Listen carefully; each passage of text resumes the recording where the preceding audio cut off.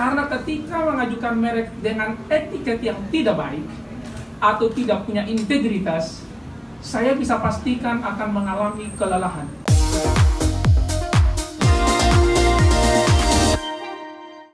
Seperti yang kita ketahui bersama bahwa baru-baru ini kita dikejutkan dengan hadirnya aksi peragaan busana di Zebra Cross kawasan Duku Atas yang dinamakan dengan Citayam Fashion Week. Aksi ini memang digagas oleh sekelompok anak muda yang sangat kreatif sekali. Namun hal ini sangat menarik, menjadi menarik tak kala Citayam Fashion Week ini diajukan oleh beberapa orang yang ingin mengajukan permohonan merek atau kekayaan intelektualnya di Direktorat Jenderal Kekayaan Intelektual. Dan tentu saja ini sangat menarik sekali untuk kita bahas. Sebenarnya ketentuan apa sih yang memang diperlukan untuk para atau masyarakat yang ingin mengajukan merek, khususnya terkait dengan merek yang pengajuan yang sangat viral akhir-akhir ini, yaitu terkait dengan Citayam Fashion Week.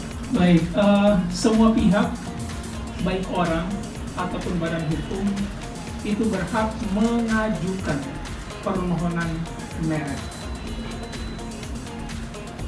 Itu yang pertama yang harus dipahami. Tetapi tidak semua pihak yang mengajukan merek, permohonan merek, serta merta akan berhak mendapatkan merek atau perlindungan hukum merek. Nasib daripada sebuah permohonan merek itu pasti ada satu di antara dua. Yang pertama adalah didaftar, yang kedua ditolak. Jadi kalau dia nggak didaftar, dia pasti ditolak. Dan yang hanya memenuhi persyaratan administratif dan persyaratan substantif saja yang berhak kemudian diberikan merek atau didaftar. Dan ketika tidak memenuhi persyaratan administratif, itu dianggap ditarik kembali. Kalau tidak memenuhi nanti persyaratan substantif, dia akan dianggap ditolak. Oleh karena itu, maka publik harus tahu bahwa sebenarnya proses untuk mendapatkan merek itu memiliki tahapan. Ya, ada tahapan-tahapan. Ketika seseorang atau pihak mengajukan permohonan merek, maka akan dilakukan pemeriksaan formalitas.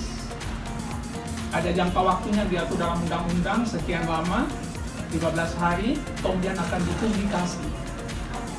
Dipublikasi ini selama 2 bulan untuk menerima tanggapan daripada publik. Jadi siapa saja ketika pada saat dipublikasi itu boleh mengajukan oposisi kepada kita atau semacam keberatan. Saya keberatan dengan merek ini, sebenarnya dia tidak berhak. Silakan, semua pihak boleh mengajukan keberatan dengan argumen yang jelas. Jangan juga tanpa argumen. Saya tidak setuju dengan merek ini diberikan kepada si A karena sebenarnya dia tidak berhak, dia niru punya orang lain, numpang sama ketenaran orang lain atau bla bla bla bla bla. Silakan saja mengajukan berbagai macam argumen. Dan itu semua akan dijadikan sebagai dasar pada pemeriksaan substantif. Di pemeriksaan substantif inilah kemudian yang akan menentukan apakah dia nanti berhak didaftar atau ditolak. Jadi hal yang lain yang harus diperhatikan oleh pemohon merek yang mengajukan merek adalah etiket baik. Itu menjadi penting. Karena ketika mengajukan merek dengan etiket yang tidak baik atau tidak punya integritas, saya bisa pastikan akan mengalami kelelahan. Ya, karena akan berproses cukup panjang. Dia sendiri sebenarnya akan mengeluarkan effort yang lebih besar, biaya lebih besar. Karena pasti akan ada gugatan keberatan dari berbagai macam pihak, akan menimbulkan berbagai macam hal pada nantinya.